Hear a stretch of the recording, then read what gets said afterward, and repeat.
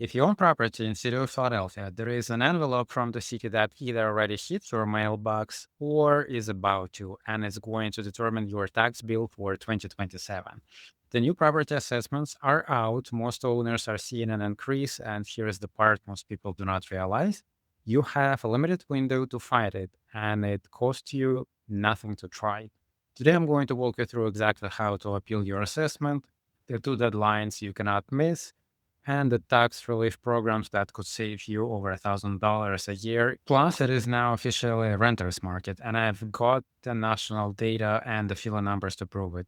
And we're going to do a deep dive on 19125, Fishtown and East Kensington, which, unlike the last few zip codes we've covered, tells a little bit a different story. Let's get right into it.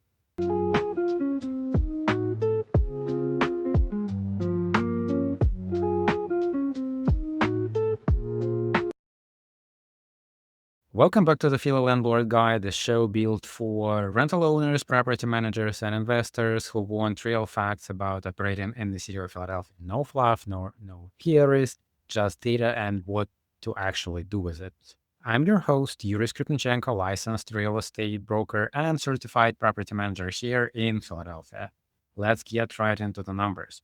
In June, there were 2,500 new units listed and 1,800 units rented. The median listed price was 1,800, and the median rented price actually came in slightly higher at 1,825, which tells you the citywide market was pricing in June pretty accurately. No big gap between ask and close as we saw before. Average days on the market came down a little bit, and now it's 48 days. End of the month inventory, 4,500 units with a month of supply index of 2.9. Now, here is a bigger national contact. And this is important for how you think about your vacancies. So, Zillow just released a report at the end of May, and the headline is that it is officially a renter's market. National and near 40% of all rental listings are now offering concessions, things like free rent, waived fees, or discounted moving cost. Before the pandemic, that number was closer to 1 in 6 listings. Now it is 2 in 5. And Philadelphia specifically, about 34% of rental listings in our metro area are offering a concession right now, up to 3 points from a year ago, which typical rent about $1,900. What does that mean for you as a landlord? It means tenants have leverage and options they haven't had in years. It doesn't mean you need to panic or slash your rent, but it does mean that if your unit is sitting, offering something like a half month free or covering an application fee can be the difference between filling the unit now versus eating another month of vacancy. Sometimes a concession is smarter than a permanent price cut because it gets the tenant in at your target rent while still giving them the deal they're looking for. Think in those terms. Okay, this is the segment that could actually put money in your pocket. So grab a pen. The city's Office of Property Assessments began mailing out notices of valuation for the tax year of 2027 at the end of June. These are the new assessed values that will determine your property tax bill due in March 2027. Updated values went live online at property.phila.gov on June 29th. So even if your paper notice hasn't arrived, it was lost in the mail, or you didn't see it yet, you can look it up online right now. Here's the reality.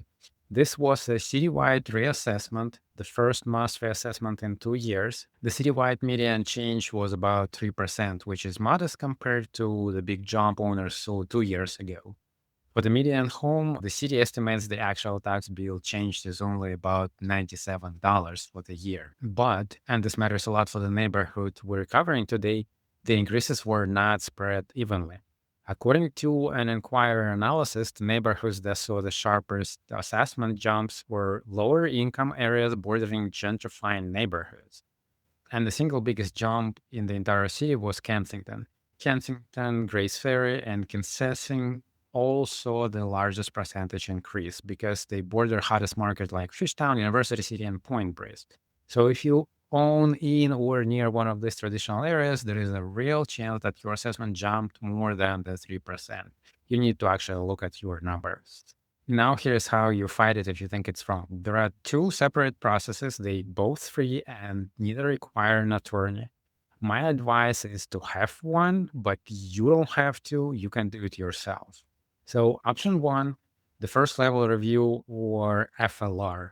This is the informal one. You file it directly with Office of Property Assessment. There is no hearing. You just asking the city to take a second look.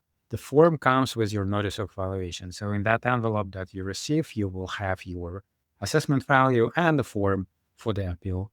To win, you need to show one of a few things: that your valuation is too high compared to similar properties in the area, or that the city got a detail wrong: your square footage, your condition, the characteristics of the property. The deadline for the first level review is September 1, 2026. There are no exceptions to that deadline. Option two, the formal appeal with Board of Revision of Taxes, the BRT. This is the most formal process decided by a separate agency. You can request an oral hearing or just let them review your document. Now, quick thank you to our sponsor, Trust Art Realty. Between new assessments and shifting renters market and neighborhood by neighborhood pricing that change block by block, there is a lot to stay on top of right now. Trust Art Realty is offering all of our listeners a free rental analysis or management consultation session. So if you want to know what your property should rent for and whether your operation is set up correctly or everything happening this year, go to trustartrealty.com to schedule that session. The deadline for the BRT appeal is October 5th, 2026. You do not have to do the first level review before you file a BRT. That's why the pros file both. Two independent shots at getting your number lower. A few practical tips. When you file, include evidence: interior pictures showing the real condition of the property, sales records of comparable properties that sold less, and the professional appraisal if you have one. And file by mail or in person, not by mail, because if you mail it, you have no proof you filed on time. Now, the relief programs. Even if your assessment is accurate, you may still be able to lower your bill. The homestead exemption, this is the big one for owner occupant. In 2027, it knocks $100,000 off your taxable value, which saves most homeowners about $1,400 a year. Applications for that are due December 1st, 2026. If you're already enrolled, you don't need to do anything unless if the ownership changed. And note, refinancing that change your deed may count as a change. So look at it. If you had refinanced your property and there was a deed change, you may need to reapply. There is also long-time owner occupant program, or LOOP, which caps your assessment if you lived in your home at least 10 years and meet income limits, and your assessment jumped at least 50% in 1 year or 75% over 5 years. Given what just happened to assessment in Kensington, this program is going to be relevant for a lot of long-time owners there. And there are installment plans and senior low-income freeze programs on top of that. One important note for landlords specifically: the homestead exemption and loop are for owner-occupied property, so they won't apply to you if you own pure rental units. But the assessment appeal absolutely does. If your rental new assessment look too high, file the first level review and the BRT appeal. That's your tool. I will put links in show notes so you can grab them and see what needs to be done. Now let's get to our neighborhood for today, 19125. It covers Fishtown and East Kensington. Sitting just northeast of Central City along the Delaware River, this is, without exaggeration, one of the biggest transformation stories in Philadelphia over 15 years. Fishtown went from a working-class Riverwalk neighborhood to what national media has literally called one of the hottest neighborhoods in America, an arts, music, food, and nightlife destination. Here's what makes 19125 unique from investment standpoint. The housing stock is the same classic Philadelphia row home you find all over the city, but the demand profile is completely different. The Fishtown, Lower Kensington area has a median household income around $113,000, which is dramatically higher than the citywide median. The neighborhood is roughly 57% owner occupied and 43% renter occupied. And your tenant base here is young, urban, professional people who want walkability, restaurants, transit, and are willing to pay for it. 19125 was also one of the top zip codes in the entire city for the new residential development between 2021 and 2024. So there is a real developer confidence in this area.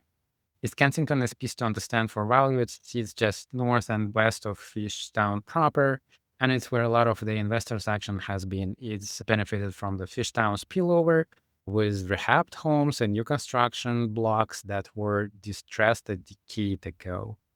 It is more affordable than Fishtown core, but riding the same wave. If you're looking at 19125 for value add play, East Kensington is where the numbers are more likely to work, or you may find a deal that still may work.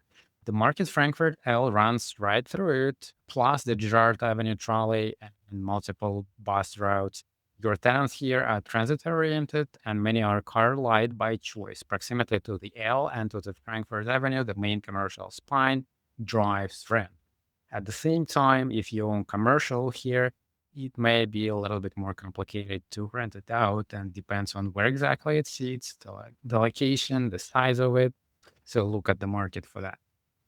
Now the June 2026 MLS numbers for 19125. There were 111 units listed and 83 units rented in June. End of month inventory 165 units, months of supply 2.6.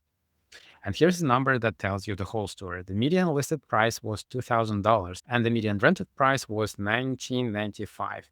That's a $5 gap. $5, compare that to 19134, where we saw a $200 gap, or 19143 with $362 gap. In 19125, landlords are pricing accurately, and the market is meeting them right at ask. And I think that is connected to all of the new construction. We have a lot of small to bigger multifamily buildings there. Most of them are managed by professional property managers, so they know how to price, and that's why you see this similarity in listed and rented price.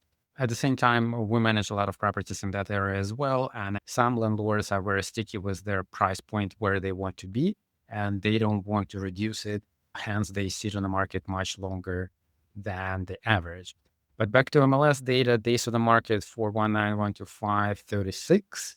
That is 12 days faster than the citywide average of 48. And this is one of the most efficient rental submarket in the city right now. It trends fast, minimal negotiation gap. The takeaway for 19125 is a strong, mature rental market with a real tenant demand and pricing discipline. It's not a bargain hunting zip code. Your entry cost here are high. Home prices here run well into 400s and above. But if you own here or can acquire here, you're dealing with quality tenants, fast ways up, and neighborhood that has proven staying power. One word of caution I have to add, tying back to our earlier segment. If you own an East Kensington portion, keep a close eye on your 2027 assessment. This is exactly the kind of bordering hot market area where the city pushed valuations up the most. A great rental location can still come with a tax surprise, so check your numbers and appeal if it's off.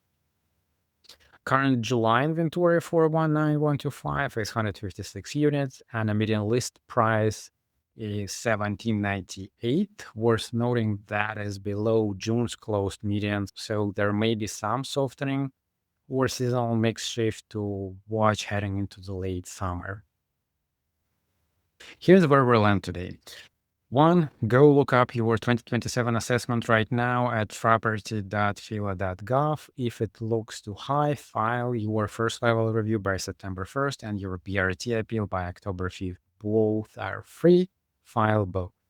Two, it is a renter's market. Do not panic, but understand that concessions can be a smarter tool than permanent price cuts to keep your units filled.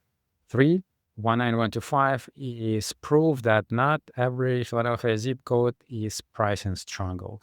Fishtown and East Kensington are pricing accurately, renting fast or faster than the entire city, and holding strong demand. Just watch those assessments if you own an East Kensington site. If this was useful, subscribe, leave a review, and drop your zip code question in the comments. I read them and answer. Keep your properties clean, stay legal, and I'll catch you in the next episode.